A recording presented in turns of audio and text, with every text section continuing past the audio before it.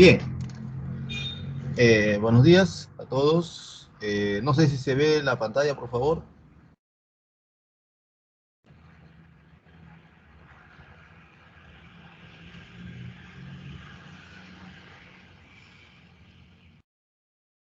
Un ratito.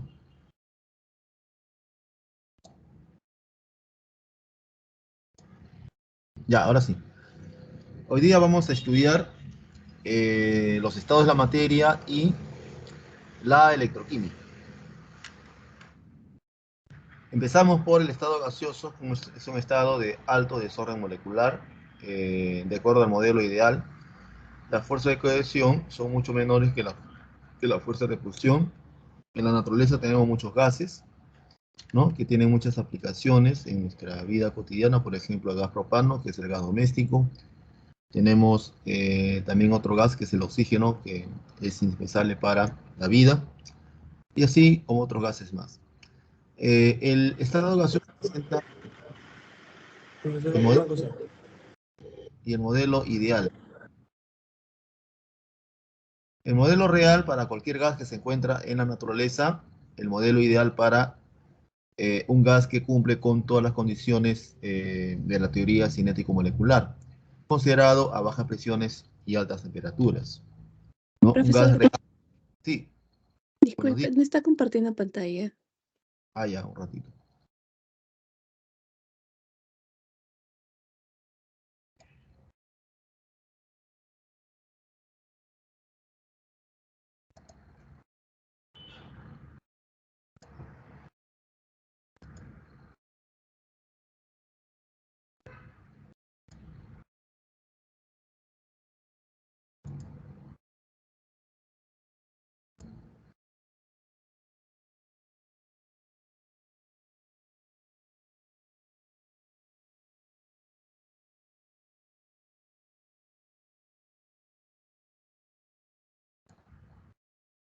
Bien, entonces un gas real se va a encontrar a altas presiones y bajas temperaturas, y un gas ideal se va a encontrar a bajas presiones y altas temperaturas, ¿no? Y va a cumplir todos los postulados de la teoría cinético-molecular, que considera que las moléculas tienen un volumen despreciable.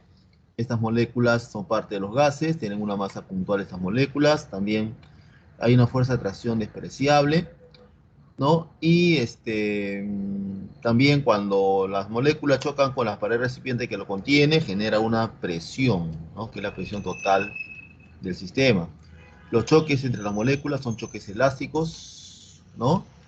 Y estos gases ideales presentan tres leyes muy importantes: la ley de Boyle-Mariotte, la ley de Charles y la ley de Gay-Lussac.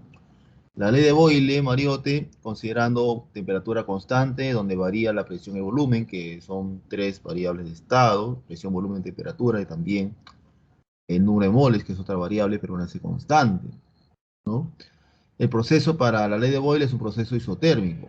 Para la ley de Charles es un proceso isobárico, se mantiene constante la presión, pero varía el volumen y la temperatura, ¿no? La ley de Gay-Lussac considera un proceso isocórico, donde el volumen se mantiene constante, pero varía la presión y temperatura. En un proceso isotérmico, a mayor presión, menor volumen; a menor presión, mayor volumen. En un proceso isobárico, a mayor volumen, mayor temperatura; a menor volumen, menor temperatura. En un proceso isocórico, a mayor presión, mayor temperatura; a menor presión, menor temperatura. Entonces, en un proceso isotérmico, la presión y el volumen son inversamente proporcionales a temperatura constante. En un proceso isobárico, el volumen con la temperatura son directamente proporcionales, así como la presión y la temperatura en un proceso isocórico también son directamente proporcionales, ¿no? Acá están las ecuaciones de cada ley, ¿no? La primera, donde el producto de la expresión por el volumen en estado inicial es igual a la presión por volumen en estado final, en un proceso isotérmico. En un proceso isobárico, la relación de volumen-temperatura en condiciones iniciales es igual a ese cociente en condiciones finales. En un proceso isocórico, el cociente entre la presión y temperatura en condiciones iniciales va a ser igual al cociente entre presión y temperatura en condiciones finales, ¿no? Muy bien, pero de estas tres leyes sale una ley combinada, que es la ley general. que nos dice que la presión por volumen entre la temperatura en condiciones iniciales es igual a la presión por volumen entre la temperatura en condiciones finales, ¿no? Manteniendo constante el número de moles. Ahora, si una cantidad de cualquier tipo de gas en un mismo volumen, a la misma temperatura y presión, contiene el mismo número de moléculas, independientemente del tipo de gas que sea, ya se cumple la hipótesis de Avogadro. Si los volúmenes son iguales en ambos recipientes que contienen dos gases diferentes, ya el número de moles en cada uno va a ser iguales y va a ocupar en una mol un volumen de 22,4 litros a condiciones normales, ¿no? Como ya sabemos. Muy bien. También tenemos la ecuación de estado que relaciona el número de moles con las tres variables de estado, presión, volumen y temperatura, ¿no? Si presión por volumen entre temperatura es igual a una constante, ¿cierto? Esa constante va a ser R, ¿ya? Para una mol, presión por volumen y temperatura va a ser R. Para 2 moles, presión por volumen y temperatura va a ser 2R. Para 3 moles, presión por volumen entre temperatura va a ser 3R. Y así sucesivamente, si tenemos N moles, tenemos presión por volumen entre temperatura igual a NR. Entonces, despejando presión por volumen, tenemos que es igual a NR por la temperatura. Este R viene a ser la constante universal de los gases ideales. P es la presión, V el volumen, número de moles, N, temperatura T. La temperatura puede estar en grados Kelvin, que es la unidad SI, es importante. Si la temperatura está en grados Celsius, en un ejercicio que vamos a resolver, hay que pasarlo a grado Kelvin, ¿ya? El volumen va a estar expresado en litros, la presión puede estar en atmósfera, milímetro de mercurio. Si está en atmósfera, R va a ser igual a 0,082. Si está en milímetro de mercurio, va a ser igual a 62,4. ¿Ok? Muy bien. El número de mole va a estar en mol y ahí podemos despejar para hallar la densidad. La densidad va a ser igual a la presión, también por la masa molar entre R por la temperatura. Si queremos hallar la densidad de un gas. ¿Ok? Muy bien. Por otro lado, si tenemos una mezcla de gases ideales, ¿ya? Se va a cumplir una ley muy importante que es la ley de Dalton o de las presiones parciales. Y vamos a ver otras leyes más. La ley de Dalton nos dice que la suma de las presiones parciales de los gases componentes de una mezcla va a ser igual a la presión total de la mezcla. Es así que la presión parcial del primer gas componente va a ser su número de moles por RT entre volumen. El segundo gas será el número de moles de ese gas por RT entre volumen. La presión parcial del tercer gas va a ser su número de moles por RT sobre volumen. Si sumamos las presiones parciales de esos gases componentes, son tres gases componentes, tenemos la presión total de la mezcla, ¿no? Y va a expresar esa presión parcial como el producto de la fracción molar de ese gas componente por la presión total, ¿no? Donde la fracción molar va a ser igual, la fracción molar de ese gas componente va a ser su número de moles entre las moles totales de la mezcla. ¿Ok? Muy bien. Tenemos la ley de Magat, que es otra ley que se cumple en la mezcla de gases ideales, donde la suma de volúmenes parciales va a ser el volumen total de la mezcla. Es así que el volumen parcial del primer gas componente va a ser su número de moles por RT entre la presión. El volumen parcial del segundo gas va a ser su número de moles por RT entre la presión. Y el volumen del tercer gas va a ser su número de moles por RT sobre la presión. Si sumamos, vamos a tener la presión, perdón, vamos a tener, si sumamos los volúmenes parciales, vamos a tener el volumen total de la mezcla cuando tiene su gas componente, esa mezcla, su volumen de ese gas componente va a ser la fracción molar de ese gas componente por el volumen total de la mezcla. Entonces, también, en este caso, la fracción molar del gas componente va a ser su número de moles entre las moles totales de la mezcla, ¿no? Muy bien. Hay una ley muy importante cuando los gases se difunden, ¿no? Pasan de un medio a otro a través de un orificio, ¿no? Tenemos que se cumple la ley de Graham, la ley de difusión y también efusión, ¿no? Cuando pasan de un medio a otro, ¿no? En condiciones de presión y temperatura constantes, se va a cumplir que la velocidad de difusión o efusión de dos sistemas gaseosos varían en forma inversamente proporcional a la raíz cuadrada de sus correspondientes masas molares o densidades. Es así que la relación entre velocidad de difusión de dos gases, ¿okay?, va a ser igual a la raíz cuadrada de la masa molar del segundo gas entre la masa molar del primer gas, o también igual a la raíz cuadrada de las densidades, ¿no? La densidad del segundo gas entre la densidad del primer gas. Muy bien. Esto es la ley de Graham, es muy importante, pero vamos a ver los ejercicios, ¿ya? Tenemos, por ejemplo, cuando en un tubo, ¿no?, refrigerante, por ejemplo, colocamos dos gases, ¿no? Colocamos el gas amoníaco y el ácido clorhídrico, ¿no? Entonces, cuando se colocan en ambos extremos, los gases se van a difundir. Se van a difundir y el gas que tiene mayor masa molar va a tener menor velocidad de difusión y va a recorrer menos distancia. Y el gas que tiene menor masa molar va a tener mayor velocidad de difusión, por lo tanto va a recorrer más rápido, ¿no?, a una mayor distancia.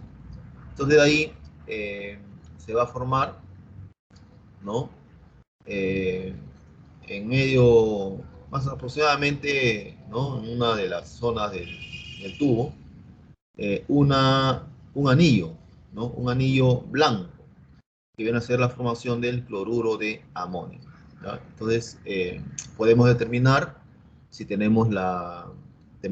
este caso, la longitud del tubo. Podemos determinar cuánto distancia ha recorrido el ácido clorhídrico y cuánto distancia ha recorrido el amoníaco. Se sabe que cuando recorren estos gases, lo hacen a tiempos iguales. Entonces, la distancia va a ser igual a, en este caso, la distancia va a ser igual a la velocidad de difusión, ¿cierto?, por el tiempo. Tenemos ahí la velocidad de difusión, va a ser la distancia que recorre, en este caso, el gas entre el tiempo, ¿no? Los tiempos van a ser iguales en cada caso. Muy bien.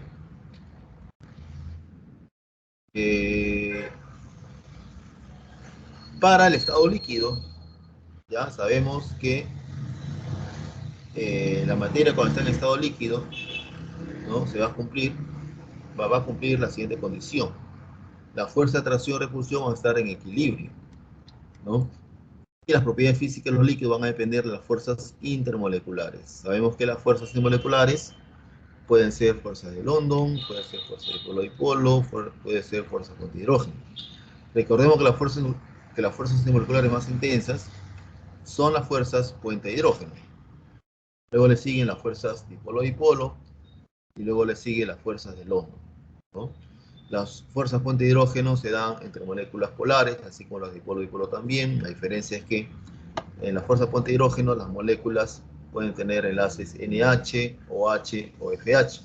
En la dipolo-dipolo no tienen ese enlace, NH, FH u OH. Entonces ahí tenemos la diferencia. En las fuerzas de London tenemos atracciones débiles entre moléculas apolares, ¿no? Recordemos eso. Entonces, de acuerdo a las fuerzas intermoleculares, vamos a tener las propiedades de los líquidos en mayor o menor intensidad. Tenemos la primera propiedad, que es la tensión superficial, que viene a ser la energía requerida para extender la superficie libre de un líquido. La interacción de las partículas en la superficie del agua, por ejemplo, hace que ésta se presente como una verdadera cama elástica. Incluso va a soportar el peso de un insecto pequeño. Este efecto se llama tensión superficial, ¿no? Esta propiedad explica por qué hay insectos que pueden posar en el líquido y otros se hunden. ¿Por qué? Debido a la diferencia de tensiones superficiales en los líquidos. Hay líquidos que tienen mayor tensión superficial y van a poder soportar, ¿no?, la masa de un insecto que se puede posar en el líquido, ¿no?, en la superficie del líquido. Y hay líquidos que tienen menor tensión superficial, donde los insectos, al posarse, se van a hundir, se van a ahogar. ¿Por qué? Porque las fuerzas unen las moléculas de agua, por ejemplo, ¿no?, si hablamos del agua. Porque en el seno del líquido cada molécula está rodeada por otras y las fuerzas se compensan. Eso va a ser en el interior del líquido. En cambio, al exterior, solamente en este caso las atracciones se dan en la parte inferior de la molécula. Muy bien. Entonces, ¿esto cómo influye, ¿no?, con las fuerzas intermoleculares? Si la fuerza intermolecular es muy intensa, ¿ya?, la tensión superficial es alta de un líquido, Si la temperatura aumenta, disminuye la tensión superficial. Otra propiedad que tenemos de la viscosidad, que la viene a ser la resistencia del líquido a fluir, a moverse. ¿Cómo influye en relación a las fuerzas intermoleculares? A mayor fuerza intermolecular, mayor viscosidad. Si la temperatura aumenta en el sistema líquido, va a disminuir la viscosidad, ¿no? Otra propiedad que tenemos es la presión de vapor, que viene a ser la presión a la cual la fase líquida y la fase de vapor se encuentran en equilibrio en un sistema cerrado. ¿Cómo influye esto en relación a las fuerzas intermoleculares? Si la fuerza intermolecular aumenta, disminuye la presión de vapor. Si la temperatura aumenta, aumenta la presión de vapor. Al aumentar las fuerzas intermoleculares, hacen que sean más intensas, entonces van a haber más moléculas en la fase líquida y menos moléculas en la fase de vapor. Al haber menos moléculas en la fase de vapor, va a generar una menor tensión, ¿no? Y por lo tanto, la presión de vapor disminuye. Muy bien. Tenemos otra propiedad que es el punto de ebullición, que viene a ser la temperatura a la cual la presión de vapor se va a igualar a la presión externa. Es decir, ¿no? Si, por ejemplo, la temperatura hierve, perdón, si el agua hierve a 100 grados Celsius, ¿no? Tenemos el agua líquida, lo hacemos hervir y el punto de ebullición va a ser 100 grados Celsius, la presión de vapor va a ser igual, en este caso, a la presión externa o atmosférica, que es una atmósfera, ¿no? A una atmósfera sobre el nivel del mar, tenemos que el agua hierve a 100 grados Celsius. Muy bien. ¿Cómo influye esto en relación a las fuerzas intermoleculares? ¿No? A mayor fuerza intermolecular, el punto de ebullición va a aumentar. Si la presión externa aumenta, el punto de ebullición aumenta. Muy bien. Entonces, a 20 grados Celsius, si tenemos la temperatura del agua cuando comenzamos a calentar, la presión de vapor va a ser menor que la presión externa, pero cuando el agua hierve a 100 grados Celsius, la presión de vapor va a ser igual a la presión externa. Muy bien. Tenemos otro estado muy importante que es el estado sólido, donde se va a cumplir la siguiente condición. Las fuerzas de cohesión van a ser mayores que las fuerzas de repulsión, ¿no? El estado sólido se caracteriza por la predominancia entre sus partículas con fuerzas de atracción. Las partículas poseen solo movimiento de vibración, hay una forma y un volumen definido, son incompresibles, ¿no? Y se presentan en dos tipos, ¿no? Sólidos amorfos y sólidos cristalinos. En los sólidos amorfos no hay una estructura interna definida, el ordenamiento es de corto alcance, no posee un punto de fusión definido, ¿no? Y esto se puede presentar, por ejemplo, en el vidrio, en el caucho, en los plásticos, ¿no? A diferencia de los sólidos cristalinos, cuyas partículas poseen un ordenamiento regular en el espacio tridimensional, hay una red cristalina, ¿no? Además, posee punto de fusión definido, tiene ordenamiento de largo alcance y se pueden clasificar en 4 tipos, ¿no? Sólido covalente, sólido iónico, sólido metálico, sólido molecular. Sólido iónico cuando la partícula puede ser cation o anión en la red cristalina, ¿no? El sólido iónico se caracteriza por ser mal conductor eléctrico, hay enlace iónico, además tiene punto de fusión elevado, además va a ser frágil, duro, además podemos decir que se puede presentar en muchos cristales con enlace iónico, por ejemplo, la sal común, ¿no? En cambio, en el sólido covalente cada partícula, ¿ya? Va a ser átomo de no metal, ¿no? Tenemos, por ejemplo, el diamante, tenemos el grafito. La mayoría van a ser malos conductores, excepto el grafito.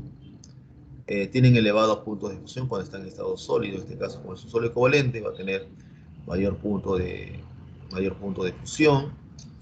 Podemos decir también que tienen una cierta dureza, ¿no? En cambio, los sólidos metálicos van a ser buenos conductores eléctricos. Ya, los sólidos covalentes van a ser malos conductores eléctricos, en cambio los sólidos metálicos van a ser buenos conductores eléctricos. En los sólidos covalentes tenemos buenos conductores eléctricos como el grafito, pero los demás, por lo general, van a ser malos conductores eléctricos. En cambio, los sólidos metálicos, la mayoría, son buenos conductores eléctricos. Además, son maleables, son dúctiles. Cada partícula es un catión de metal. Eh, Tenemos también altos puntos de fusión en estos sólidos metálicos. En cambio, un sólido molecular, cada partícula es una molécula. Y las fuerzas de atracción son fuerzas intermoleculares. En el sólido metálicos hay enlace metálico, en el sólido covalente hay enlace covalente. Los sólidos moleculares presentan bajos puntos de fusión, además son blandos, ¿no? Hay que tener en cuenta eso, ¿no? Y por lo general son malos conductores eléctricos. Muy bien. ¿Qué más podemos decir? A ver. ¿Alguna pregunta hasta ahí, muchachos? ¿Alguna duda hasta ahí, por favor? Voy a ver por el chat qué novedades hay antes de continuar. A ver por el chat. Te van a estar preguntando. Y quiero ver si hay alguna pregunta, por favor. A ver. ¿Alguna duda que tengan? ¿Todo tranquilo? ¿Todo bien? ¿Sí? Ya, listo. Si no hay ninguna duda, no hay problema. Vamos a continuar. A ver, voy a presentar de nuevo.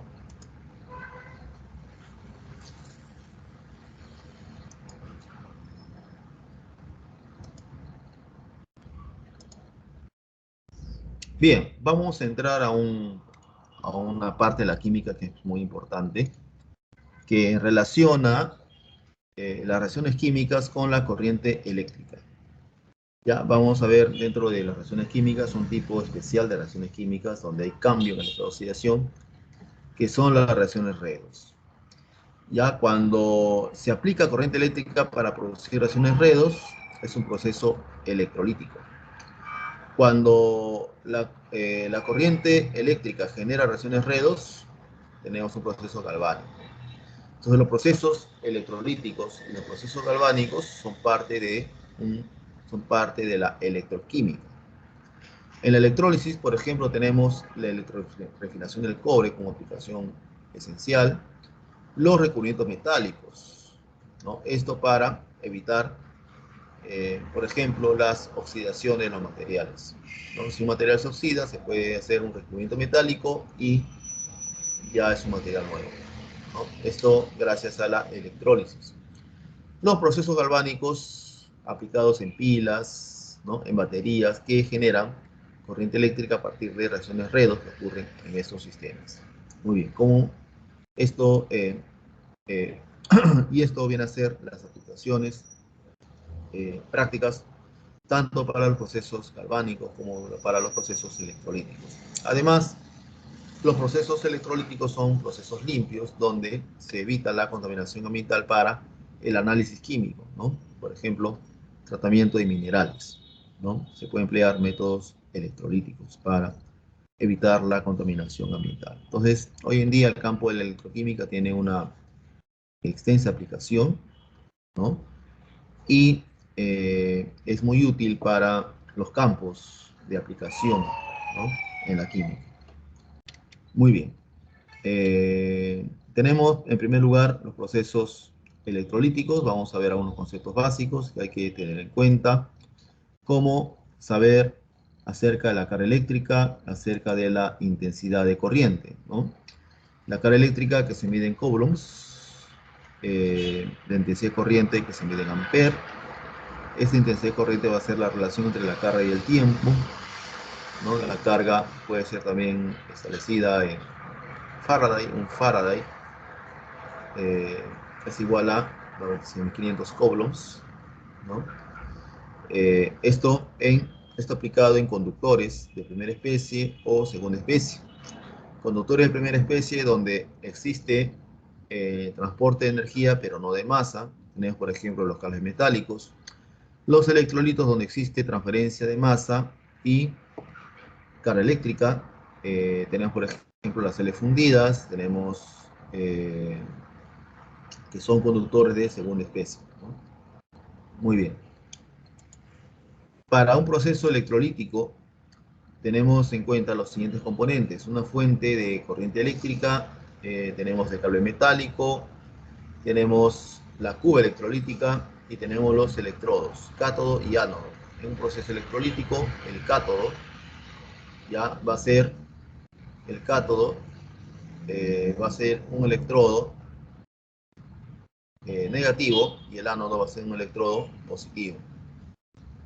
La reacción redox que se va a aplicar ya va a generar corriente eléctrica. Entonces, el proceso electrolítico es un proceso no espontáneo y se va a utilizar en la obtención de sustancias simples, también recubrimientos metálicos, análisis químico, entre otros.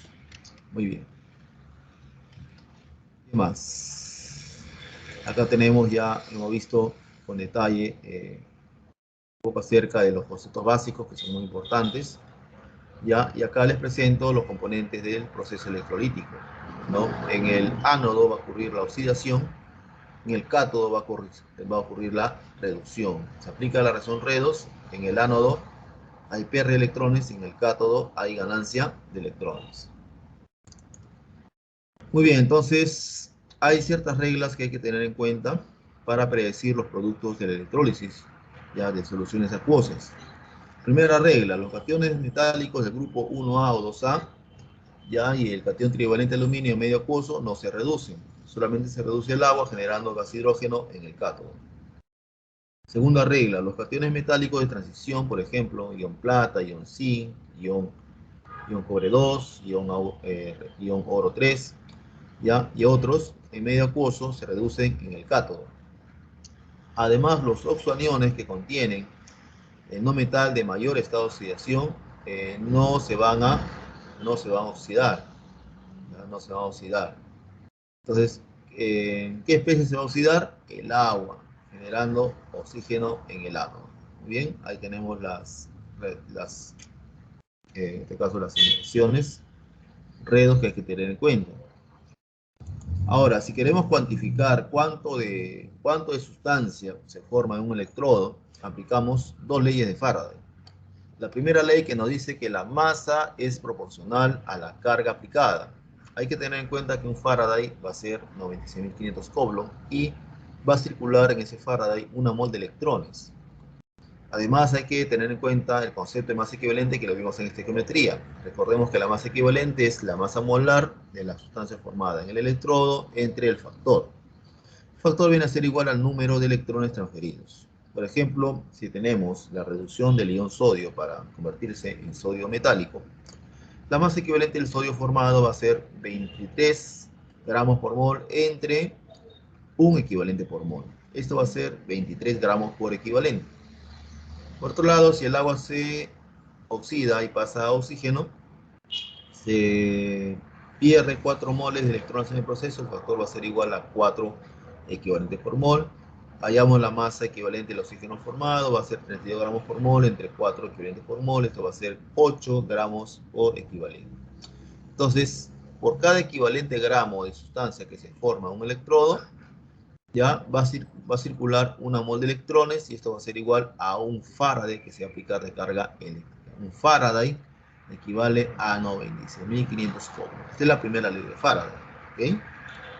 Muy bien. ¿Qué más? ¿Qué más? Acá tenemos la fórmula representativa de la primera ley. La masa de la sustancia formada va a ser igual a la masa equivalente de la sustancia formada en el electrodo por la intensidad por el tiempo entre 96.500 Coulomb, ¿no? Que equivale a un Faraday. Muy bien. Tenemos otra ley muy importante que es la segunda ley de Faraday, donde al aplicar corriente eléctrica en N celdas electrolíticas, el número equivalente de gramos en cada celda ya de la sustancia formada va a ser igual al número equivalente de gramos de las sustancias formadas en cada uno de los electrodos, ¿no?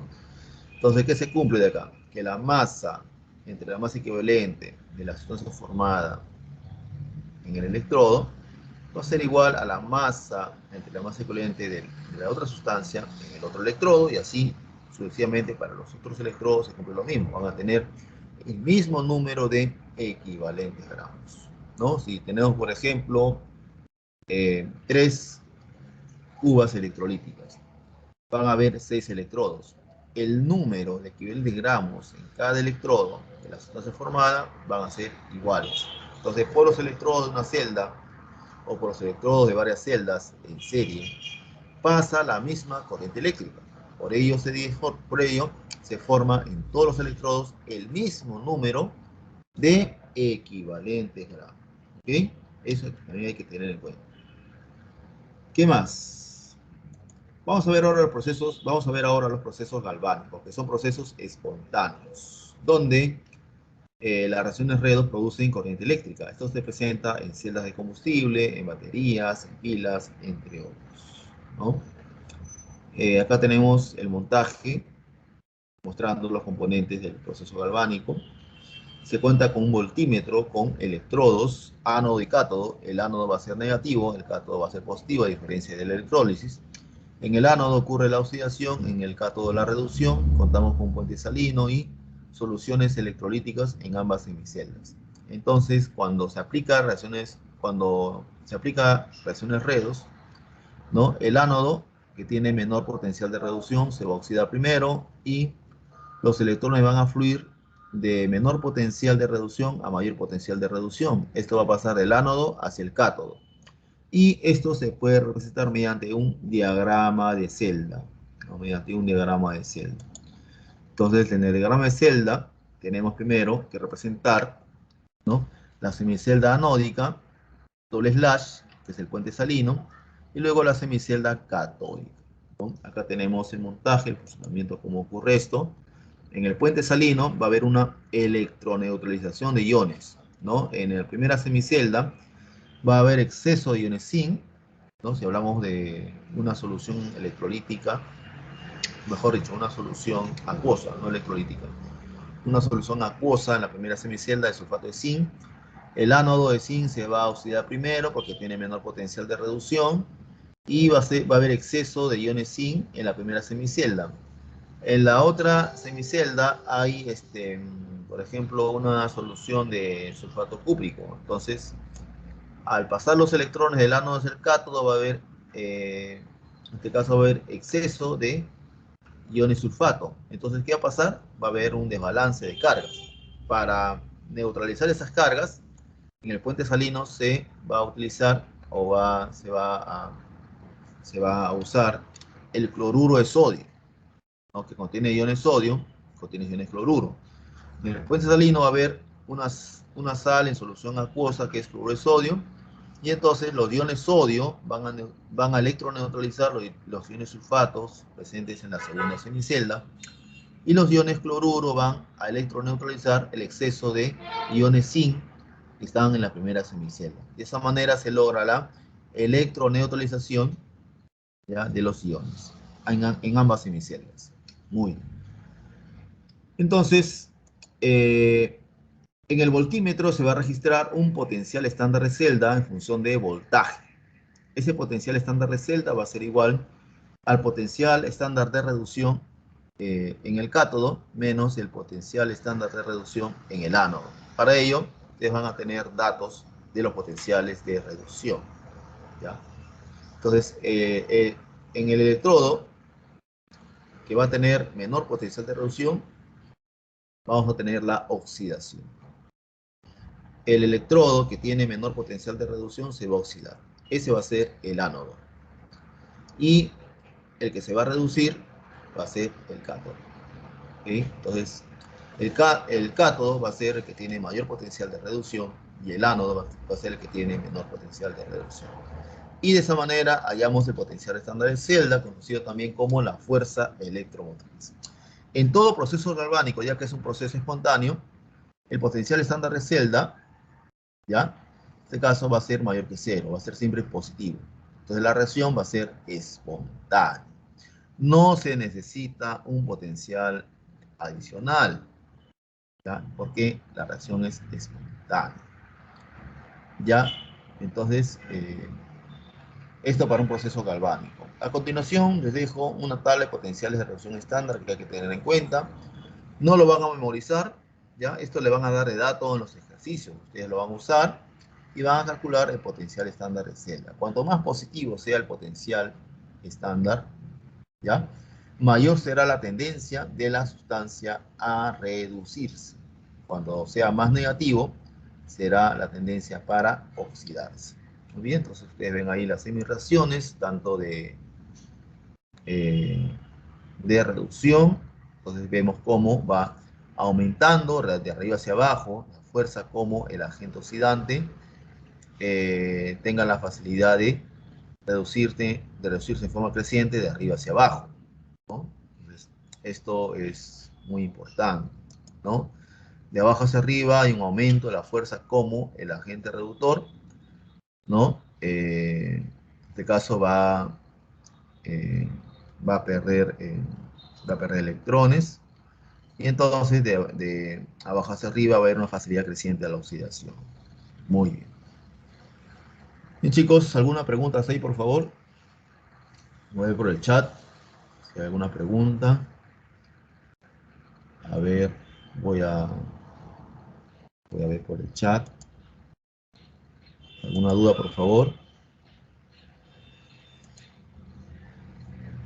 Ya, muchas gracias, todo está claro. Entonces, vamos a continuar. Ya, vamos a ver los ejercicios de aplicación. Ya, cómo se aplica toda esta teoría. Eh, Vamos a ver 8 ejercicios. Les invito a que resuelvan el primer ejercicio respecto a el estado gaseoso. A ver, ¿ya? Les dejo unos minutos para que vayan resolviendo el primer ejercicio. A ver, ¿cómo sería? A ver, vayan leyendo, ya, en unos minutos les ayudo. ¿Ya? Listo, pueden empezar.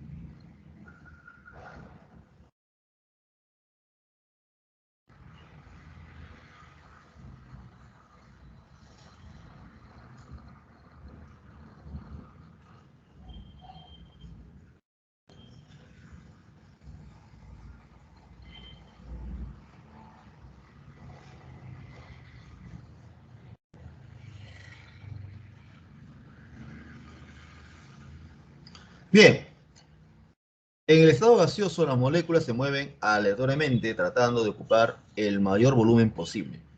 La fuerza de atracción, en el modelo ideal, es despreciable. Es por ello que no tienen ni forma ni volumen definido. ¿Será cierto que los gases son afectados por la presión, a diferencia de los sólidos o líquidos? ¿Será cierto que presentan una elevada densidad en comparación con los líquidos y sólidos? ¿Será cierto que las fuerzas intermoleculares que los gobiernan son muy intensas? ¿Qué dicen al respecto, estimados estudiantes? Las propiedades de los sólidos y líquidos se ven levemente afectadas por la presión, a no ser que las presiones sean muy altas. Por el contrario, los gases van a ser susceptibles a la presión, ¿no? Recordemos que la presión de un gas es el resultado de todos los choques de las moléculas del gas con las paredes del recipiente que lo contiene. Entonces la primera proposición sería verdadera.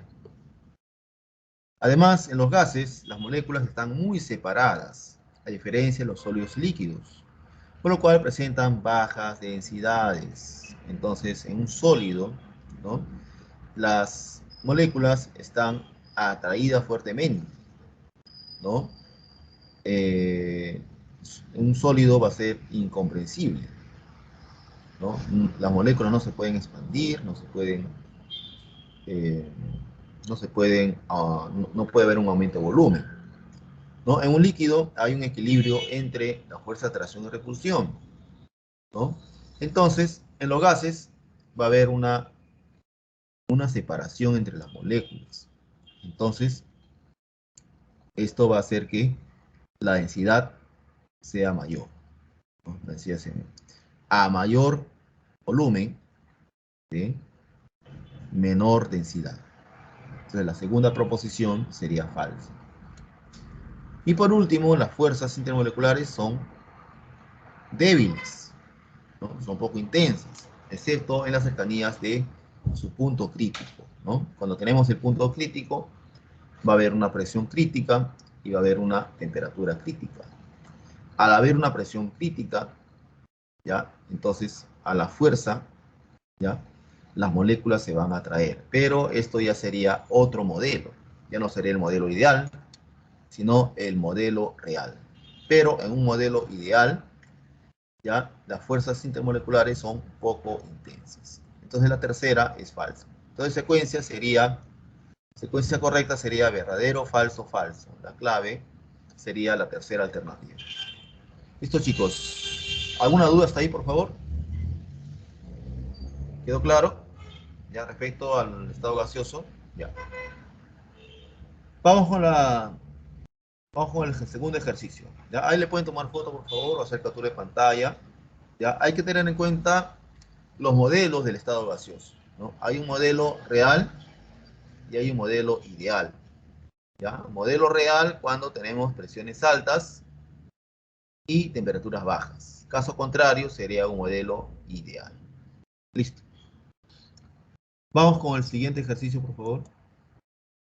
A ver, le dejo unos minutos para que vaya resolviendo.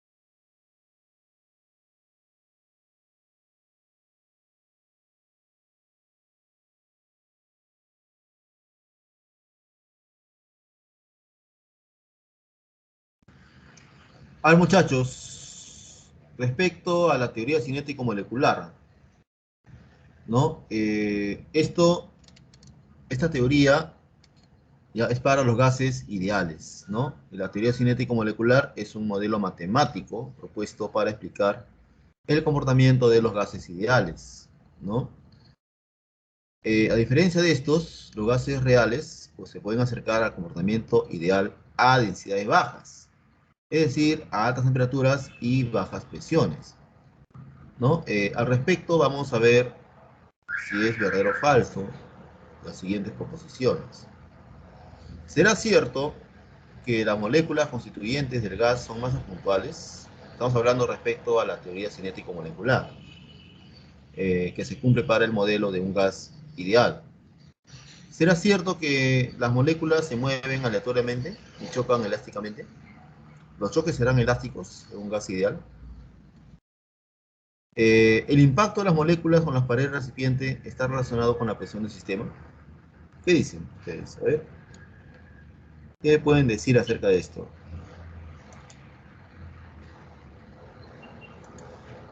A ver, en primer lugar, en un gas ideal, las moléculas carecen de volumen.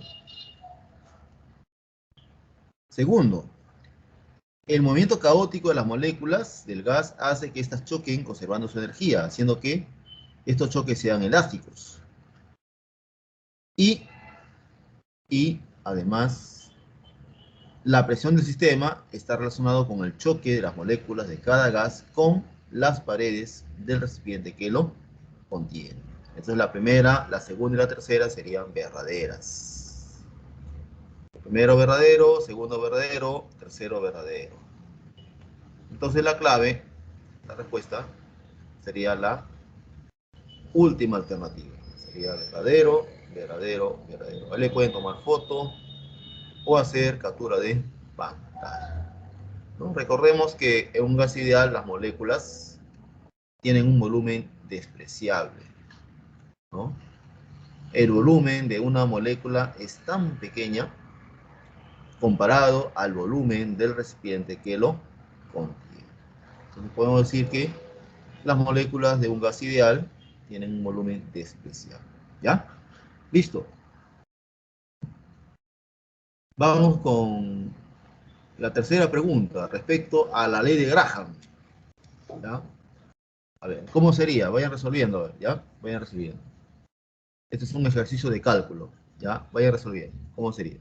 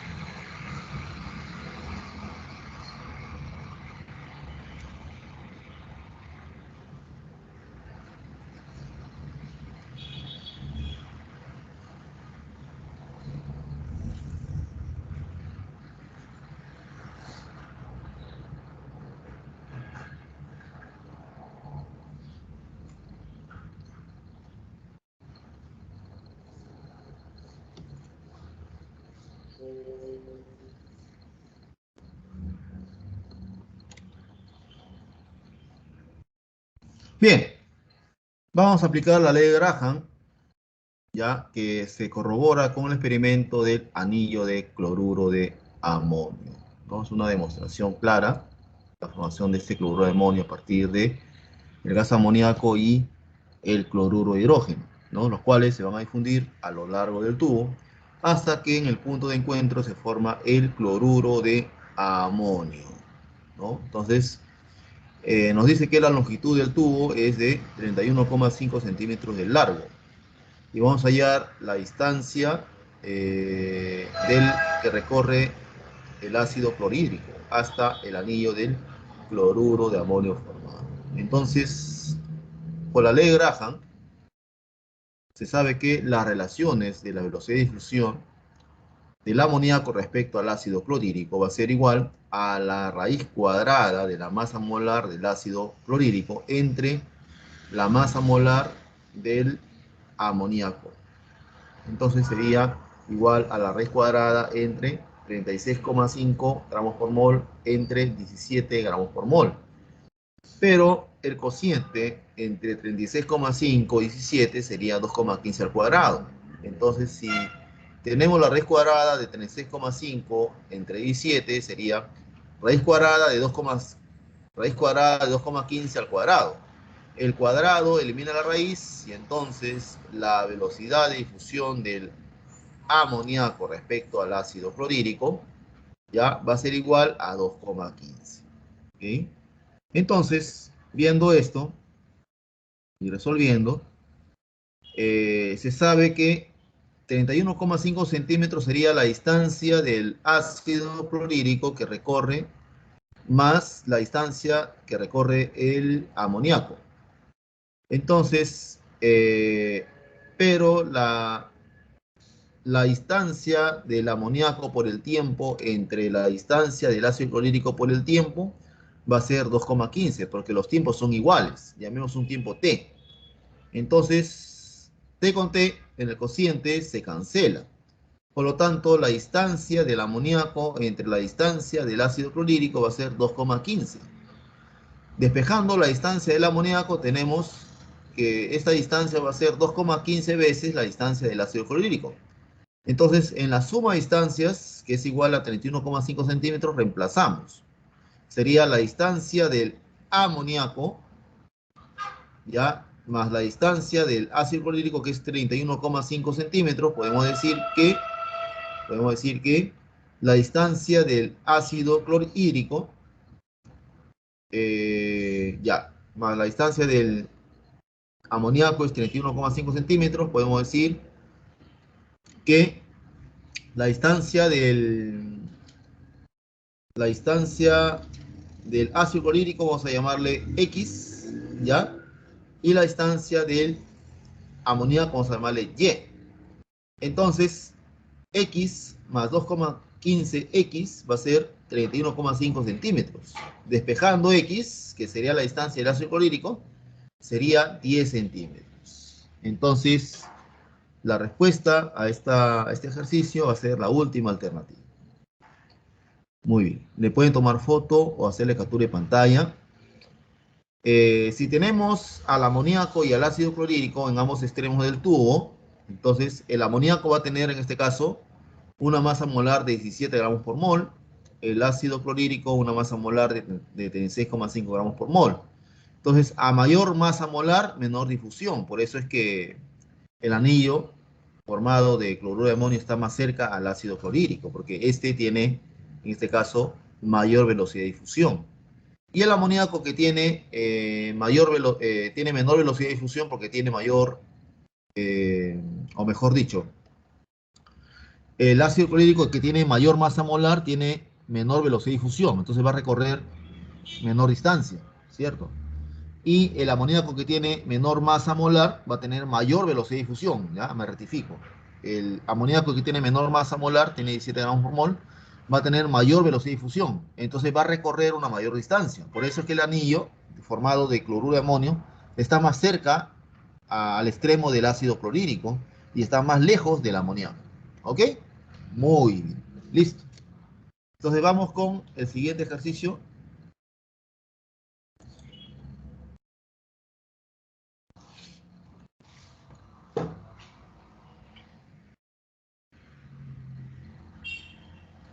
A ver, vayan resolviendo el siguiente ejercicio. Hay que aplicar aquí estequiometría.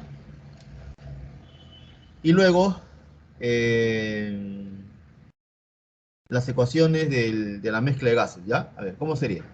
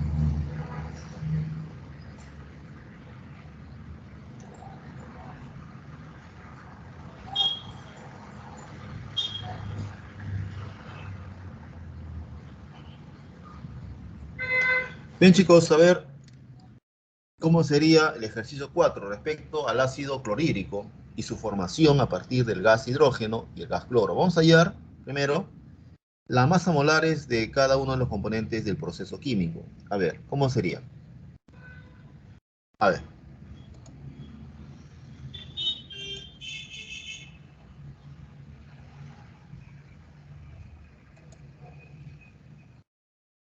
A ver, tenemos en este caso que la masa molar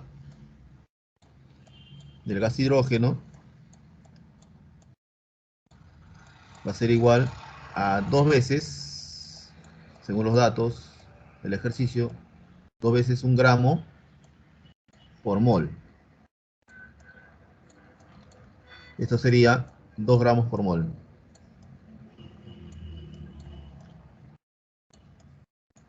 Entonces, este hidrógeno tiene una masa molar de 2 gramos por mol. La masa molar de cloro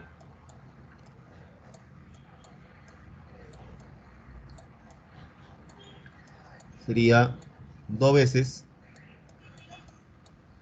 35,5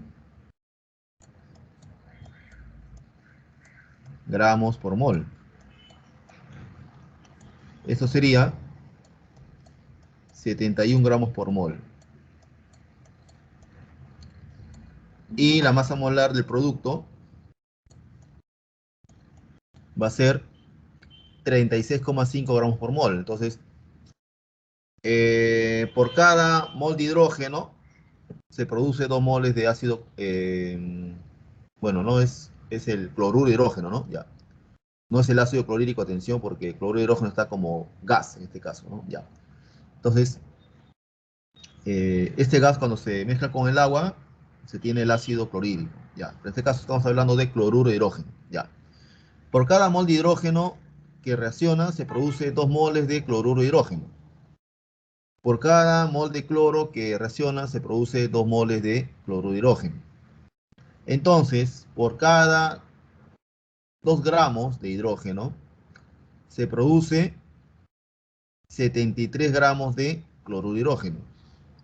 Por cada mol de cloro, que equivale a 71 gramos, se va a producir 73 gramos de cloruro de hidrógeno, porque 73 gramos sería 2 veces 36,5 gramos, ¿no? Que equivale a 2 moles.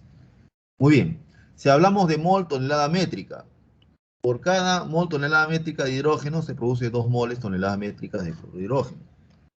Por cada mol de hidrógeno, por cada mol tonelada métrica de hidrógeno, reacciona una mol tonelada métrica de cloro. Muy bien.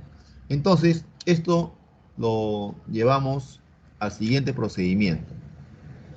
Hallamos el número de moles de hidrógeno, que según los datos de los ejercicios, sería 2 toneladas métricas entre 2 gramos por mol. Convertimos tonelada métrica a gigagramo y tendríamos, según cálculo, que el número de moles de hidrógeno sería 1,0 gramos por mol. O mejor, rectificando. Dividiendo 2 toneladas métricas entre la masa molar de hidrógeno sería luego convirtiendo tonelada métrica a gigagramo, me rectifico, sería 1,0 gigamol. Ya, ahora sí, no es gramos por mol, sino es gigamol. Giga es igual a 10 a la 6, ya, entonces sería 10 a la 6 moles, ¿cierto? Pero para no colocar 10 a la 6, colocamos giga, ¿ya? Sería entonces el número de moles de hidrógeno, 1 gigamol, ya, 1 gigamol. Ya, rectificando. Hallamos el número de moles de cloro y luego pasamos tonelada métrica a gigamol. Sería 142 entre 71 y esto sale 2 gigamol. 2 gigamol. Estos serían las moles que experimentalmente están reaccionando. ¿Cuántas moles hay acá en total? Moles totales. Tenemos 3 moles totales. Estas serían las moles totales. ¿Ok? Muy bien. ¿Qué se dispone? Ahora, experimentalmente está reaccionando 1 gigamol de hidrógeno y 2 gigamol de cloro. Entonces, teóricamente está reaccionando 1 mol de hidrógeno con 1 mol de cloro. ¿Está bien? Entonces, entonces, yo tengo por un lado 2 toneladas de hidrógeno con 142 toneladas de cloro. Pero teóricamente tengo 2 toneladas de hidrógeno que reaccionan con, con, con 71 toneladas métricas de cloro, ¿sí o no? Teóricamente. Si dividimos la cantidad real entre la cantidad teórica, la menor proporción va a ser para el reactivo limitante, que sería el hidrógeno, y la mayor proporción va a ser para el reactivo en exceso, que sería el cloro. Ahí está. Entonces vamos a trabajar con las 2 toneladas métricas de hidrógeno, por ser el reactivo limitante. Entonces, si tenemos 2 toneladas métricas, por cada 2 toneladas métricas de hidrógeno, está produciéndose 73 toneladas métricas de cloro. Perdón, 73 toneladas métricas de cloruro de hidrógeno, ahora sí. Sabemos que, teóricamente, por 2 toneladas métricas de hidrógeno se está produciendo 73 toneladas métricas de cloruro de hidrógeno. Entonces, 2 toneladas se va con 2 toneladas y tenemos 73 toneladas métricas de cloruro de hidrógeno. Lo pasamos esto a gigamol. Una tonelada es igual a 1 gigamol, a 1 gigagramo, ¿no? 1 gigagramo. Rectificándome, sería 1 tonelada igual a 1 gigagramo. Tonelada se cancela y pasamos gramos a mol. Tenemos que 73, ¿cierto? 73 entre 2, ¿sí? Entre 2 gramos es igual a 1 mol, ¿sí? Ya, 73 entre 2 sería 36,5, ¿cierto? Vamos a poner acá de frente, para no confundir.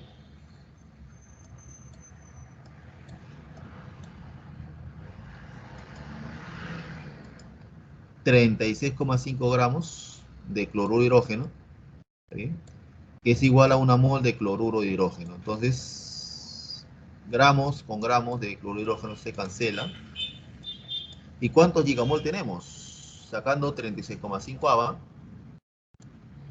que sería 2, y tenemos 2 gigamol. Esto serían las moles parciales de producto formado. 2 gigamol.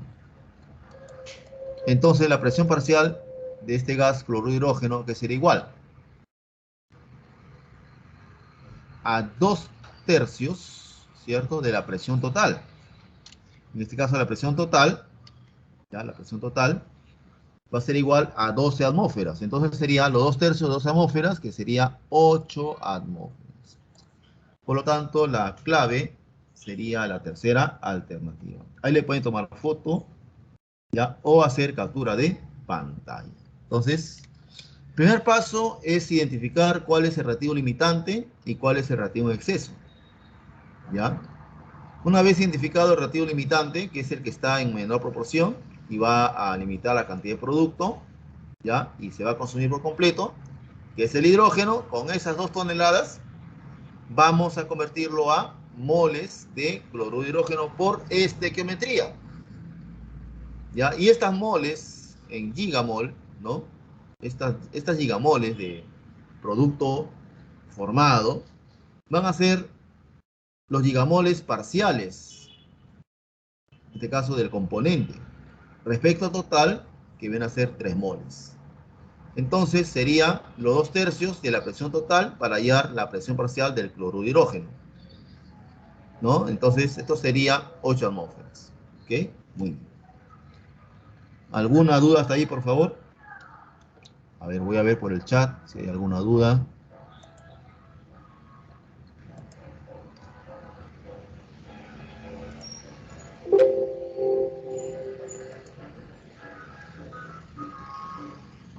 ¿Alguna duda, muchachos?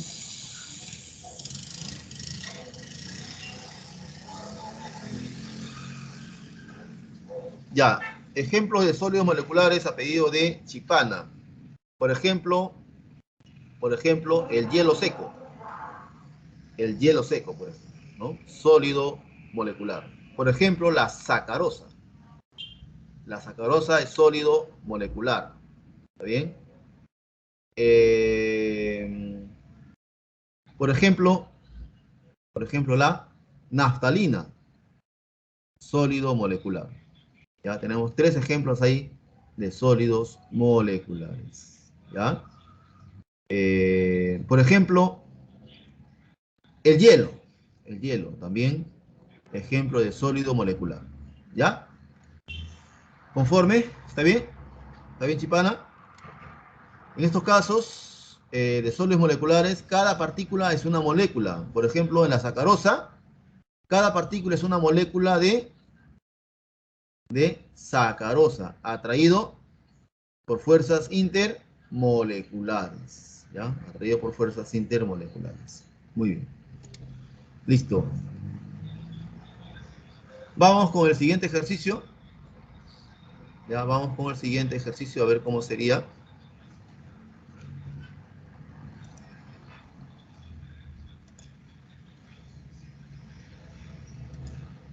A ver, vayan resolviendo las 5. Voy a compartir.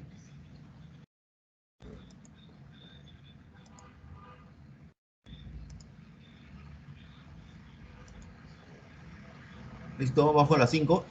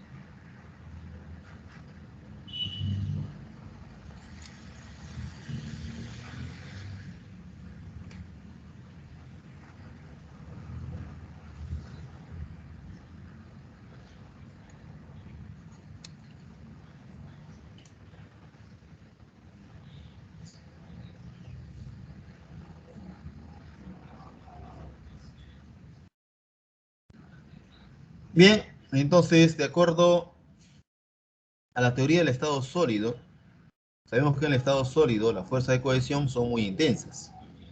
Por ello, los átomos, moléculas o iones constituyentes vibran en posiciones fijas y carecen de libertad de movimiento. Esto les confiere una forma y un volumen definidos. Entonces concluimos que los sólidos iónicos poseen estructura cristalina debido al ordenamiento que presentan sus iones constituyentes, tanto catión como anión. Además, los sólidos metálicos son buenos conductores del calor y la electricidad por el enlace metálico que existe en este sólido. Además, existen sólidos conductores no metálicos, por ejemplo, el grafito, que es un sólido covalente. Según la escala de Mohs, el diamante tiene 10. Esta es la dureza. El diamante va a tener una dureza de 10 en la escala de Mohs. Y por último, podemos concluir que el vidrio y el caucho son ejemplos de sólidos amorfos. ¿Ya? Sólidos amorfos, no cristalinos, sino amorfos. ¿Ya? Porque presentan un ordenamiento de corto alcance. ¿No? El vidrio, ¿no?, es frágil y el caucho, ¿no?, es un combustible prácticamente. Entonces, al calentarlo fácilmente, ¿no?, se va a deformar, ¿no? Se va a deformar debido al ordenamiento del corto alcance que se presenta entre sus partículas. Entonces, la primera alternativa sería correcta, la segunda sería correcta, la tercera sería correcta, la cuarta sería correcta y la quinta sería incorrecta. Ahí le pueden tomar foto o hacer captura de pantalla. Entonces, la clave sería la última alternativa, que es incorrecta. ¿Ok? Muy bien. Entonces,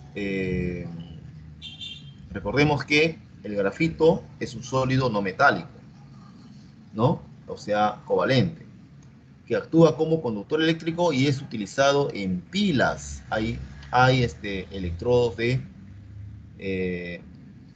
grafito, ¿no?, en procesos galvánicos. ¿Ya? Son muy importantes.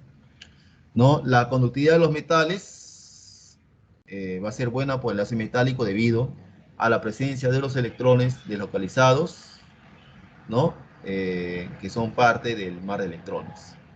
Muy bien. Bien, chicos, entonces pasamos al siguiente ejercicio para relacionar, ya, las propiedades de los líquidos con sus características. ¿Cómo sería? A ver, muchachos.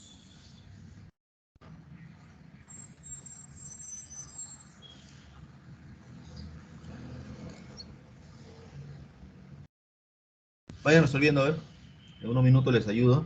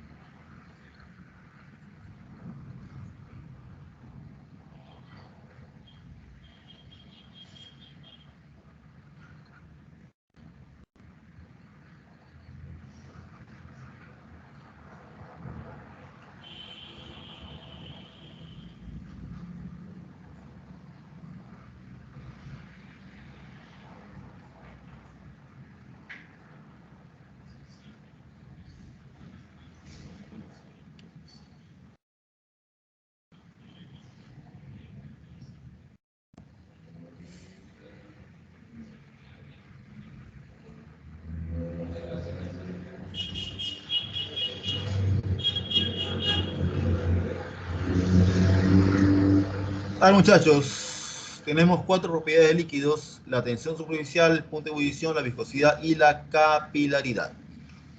La capilaridad con la función de absorber una gota de líquido en un papel toalla. Cuando se absorbe gota de líquido en un papel toalla, tenemos la capilaridad, ¿no? Por un capilar puede subir, eh, puede ascender el nivel de un líquido también, ¿no? Entonces, la primera sería 4.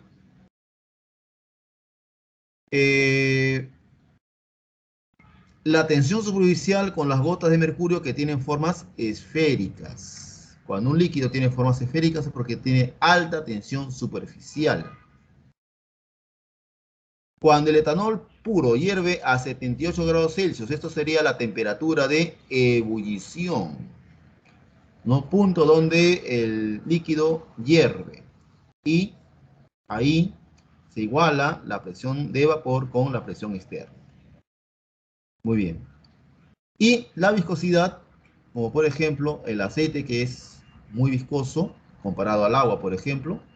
Y este aceite va a ser un líquido que tiene entonces mayor, va a tener mayor viscosidad, por lo tanto baja fluidez respecto al agua. Muy bien. Listo, entonces relacionando tenemos 4, 1, 2 y 3. Ahí le pueden tomar foto o hacer captura de pantalla. ¿Listo? Entonces, hay que tener en cuenta que a mayor temperatura disminuye la tensión superficial, a mayor temperatura disminuye la viscosidad de un líquido, ¿no? A mayor temperatura aumenta el punto de ebullición, ¿no?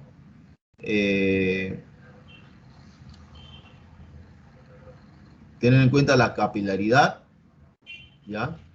Como la absorción de una gota de líquido en un papel toalla, ¿no? Cuando sube el nivel de líquido en un capilar, también tenemos esta propiedad. Listo.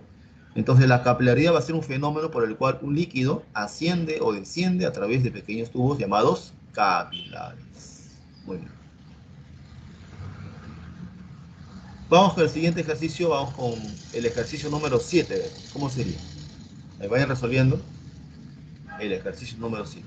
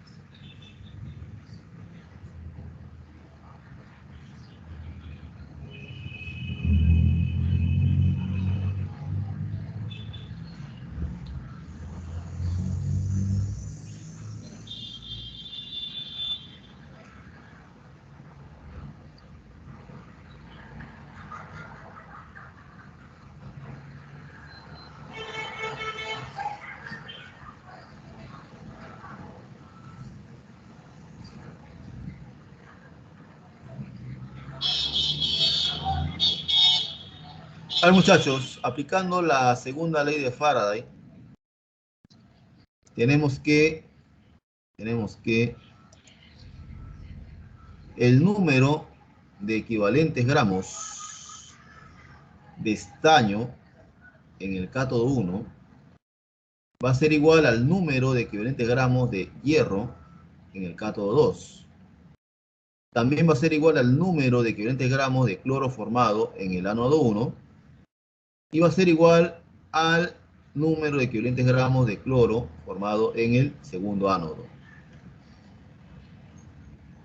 En el cátodo, el estaño 2 se va a reducir para convertirse en estaño metálico. Y en el segundo cátodo, el catión trivalente de hierro se reduce formando el hierro metálico. Entonces hallamos hallamos las masas equivalentes de estaño y hierro, y también de cloro. La masa equivalente de hierro sería la masa molar del hierro entre el factor, ¿no? Tendríamos 56 gramos por mol entre el número de electrones, número de moles de electrones transferidos, que serían 3 equivalentes por mol. Y lo dejamos ahí por el momento. Por otro lado, la masa equivalente de estaño sería 119 gramos por mol entre 2 equivalentes por mol. Y tendríamos 59,5 gramos por equivalente. La masa equivalente del cloro sería 71 gramos por mol entre 2 equivalentes por mol y sería 35,5 gramos por equivalente. Entonces en la primera celda se depositaron 2,38 gramos entre 59,5 gramos por equivalente. Dividiendo esto sería 4 por 10 a la menos 2 equivalente de estaño. Y esto sería igual al número de equivalentes gramos de cloro formado en el primer ánodo y sería igual al número de equivalentes gramos de cloro formado en el segundo ánodo. Entonces, el número de equivalentes gramos totales de cloro formado en los dos ánodos sería 2 veces 4 por 10 a la menos 2 equivalente gramos. O sea, tendríamos 8 por 10 a la menos 2 equivalentes gramos. ¿Ya? Y pasando equivalentes gramos de cloro a gramos de cloro, tendríamos que por cada equivalente gramo de cloro, vamos a tener 35,5 gramos de cloro. O sea, en un gramo de cloro están contenidos 35,5 gramos de cloro. Entonces, en el factor de conversión expresado, multiplicamos por los equivalentes gramos totales de cloro. Equivalentes gramos de cloro se cancelan y tenemos 2,84 gramos de cloro. Entonces, la clave sería la primera alternativa. ¿Le pueden tomar foto ahí, por favor? O hacer captura de pantalla. En esta segunda ley de Faraday está considerando dos celdas electrolíticas conectadas en serie, donde va a circular la misma carga eléctrica. Entonces, el número equivalente de cada sustancia formado en los electrodos, que son 4 electrodos, van a ser iguales. Listo, vamos con el último ejercicio.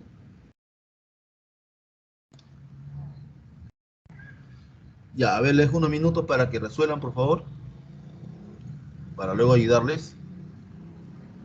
Se está refiriendo a una pila de Daniels que involucra procesos galvánicos.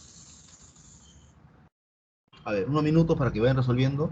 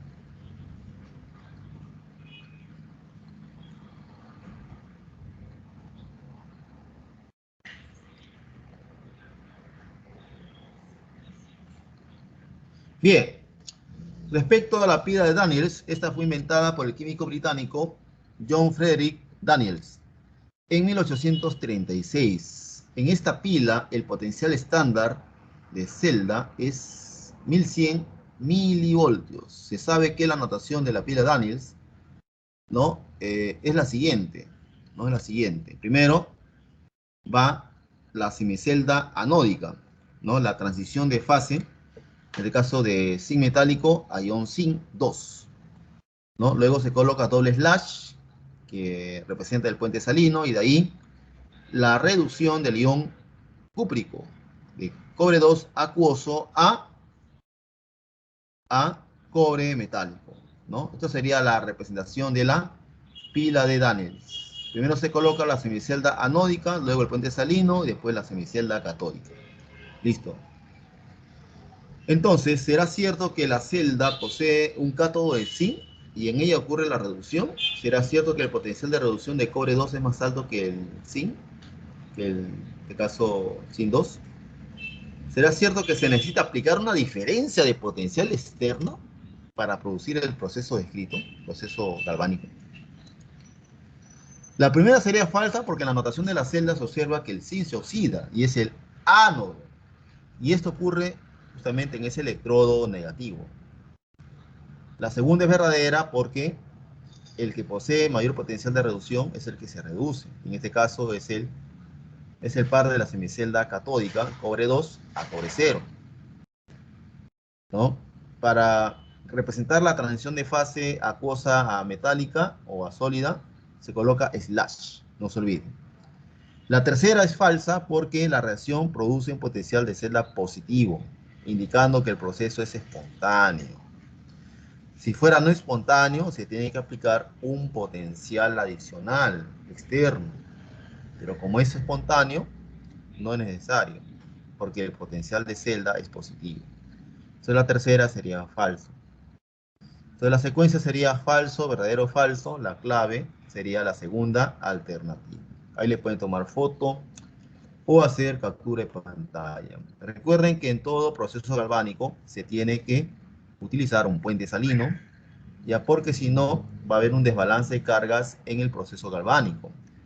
Para que haya una electroneutralización de cargas, ya se tiene que colocar un puente salino que contenga electrolitos. Por ejemplo, el cloruro de sodio, puede ser el cloruro de potasio también. ¿Ya? Muy bien. Finalmente les dejo las claves de los propuestos. Ejercicios propuestos, ¿ya? 1, avión. 2, dado. 3, avión. 4, bueno. 5, dado. ¿Ok? Muy bien. Próxima semana estamos empezando el mes de febrero. Ya estamos en la quinta, vamos a estar en la quinta semana. Vamos a tratar procesos reversibles, vamos a estudiar la velocidad de las reacciones químicas y también vamos a estudiar los sistemas dispersos, ¿ya? Entonces vayan revisando, por favor, esos temas para que la próxima semana puedan afianzar sus conocimientos y puedan también reforzar las dudas que tengan, pueden hacer llegar, ¿no? Se recomienda que para la revisión utilicen un libro, un material bibliográfico, o también pueden ver los videos que hay en las redes sobre los temas que se han tratado ya en el Centro Preuniversitario San Marcos. ¿Okay? Entonces, prepárense para la siguiente semana para que puedan reforzar y aprender más sobre estos temas, ¿okay? Y estar preparados para los exámenes. Bien, chicos, estamos encontrando virtualmente la próxima semana, próximo jueves a las 7:30 de la mañana. Que les vaya bien, cuídense, bye bye, chao.